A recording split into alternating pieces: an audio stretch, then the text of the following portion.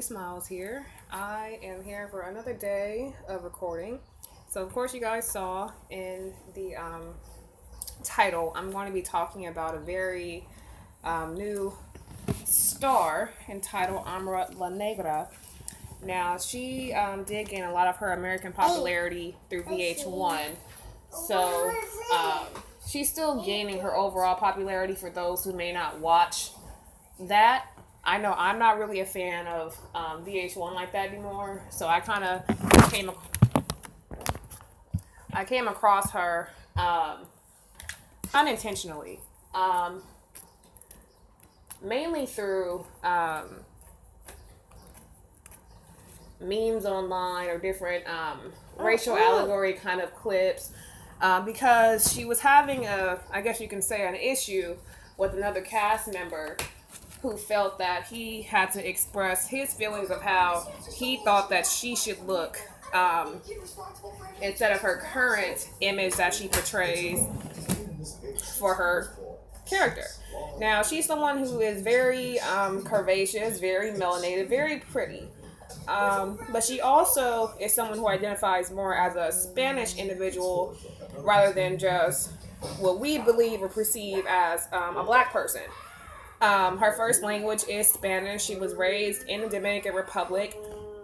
She did speak a lot about how she was often the only black person in a lot of the activities that she would do.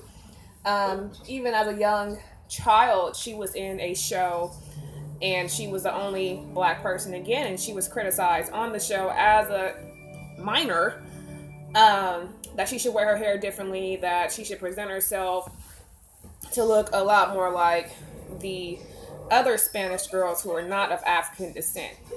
Now, that's not anything that's new for black people in America at all, but because this is somebody who's coming from a different country, a lot of black people and other people try and isolate her story and situation to it just being just her. When she's clearly a black person, yes, she identifies as a Dominican or Afro-Latina, but before she says Latina, she already says Afro. So that's not anything that she is insecure or is trying to hold back. But at the same time, she's experiencing a lot of backlash, and I noticed that a lot of black people, they don't really like the way that she's treated on the show. I can even see some of the reactions during the reunion, because I watched clips on YouTube, that it seemed that black people, they knew exactly what the fuck was up with this other character that kept on attacking her, but they did not really want to flat out say that they agree that what he's doing is racist. But they did have expressions on their face that they didn't necessarily like what he was doing or the way that she was being treated, based off a certain characteristic of herself. And the characteristics that they were talking about when they were criticizing her were things that black people get criticized about. Short and simple. And for me, I felt the need to make this video because a lot of black communities are separated based off of whatever unique thing they feel that they have that's different from over there.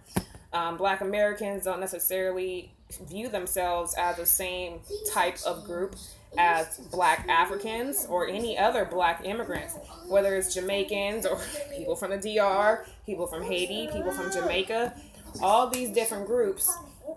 We don't necessarily see ourselves as the same. We can clearly tell that they're black, and they're also treated as black people, but as far as providing the same culture and historical understanding or just history period, since black Americans did not have the same come up as a black Jamaican, and that's just what it is. Black people in America will immediately feel like they need to separate themselves from that group, and somehow we still end up defending the white Mexicans via DACA and, doing all those marches and protests, which I find very confusing and funny. And also, I think that we should, as black people, we need to decide what we're going to do to eliminate this race issue that we have in America. There's families that are actively getting bombed by white supremacists in Texas, yet nobody knows who's doing it. We have cameras literally all over the nation that are very high definition and high tech, and we have no access to it. And law enforcement does, and when it comes time to actually use it for the purposes of getting white people in trouble because of what they did to black people, they don't want to do it. And even when we get shown different examples of how black people around the world are mistreated, they put it on a stage like VH1 to where the viewers can be somewhat comfortable and not get too offended with what's going on because, oh, it's just him. It's nobody else on the show acting like that. But there were women on the show who were completely in agreement with the way that he was treating her. There were women asking, why don't you show your real hair if, you know, you feel so strongly about black people, you know, you wear a wig. But,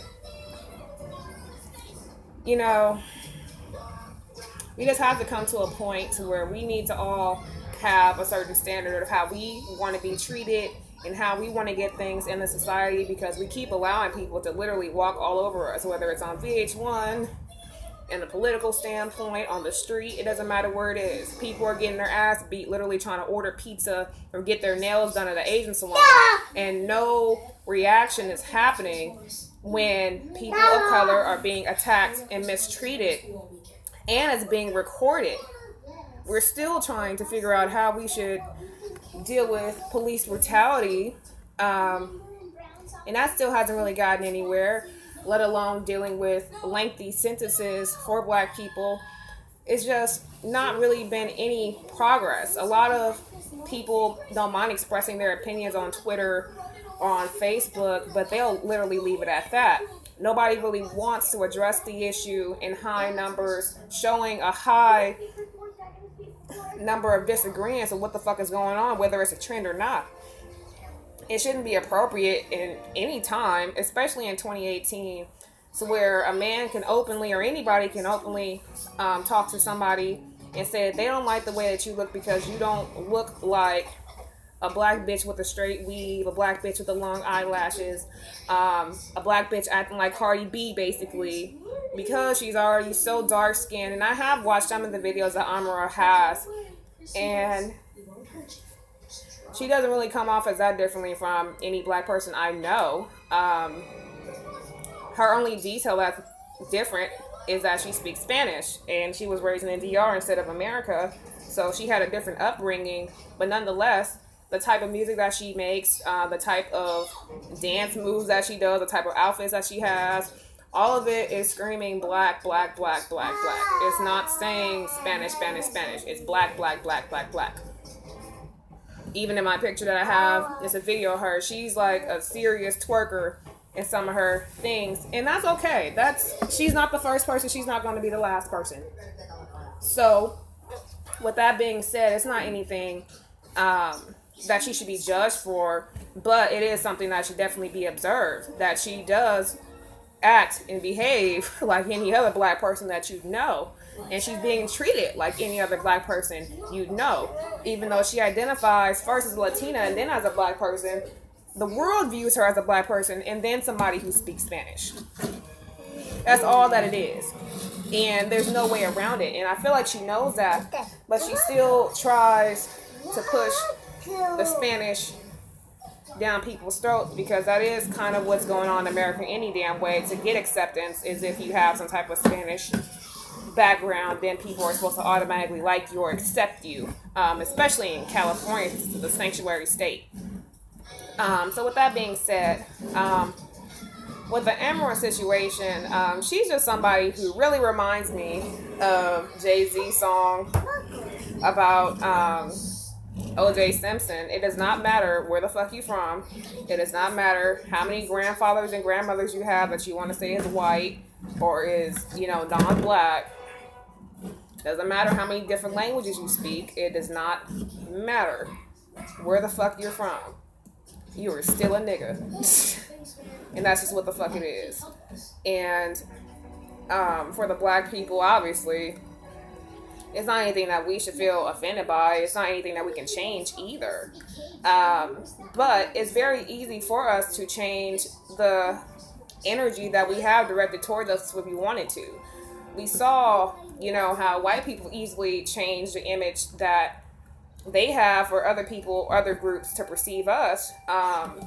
With the Black Panther film, I did look online about that too, and a lot of places, even in Asia, prior to that one film, did not view Black people as anything more than the good old savage, mindless beings that, became slaves at some point somewhere.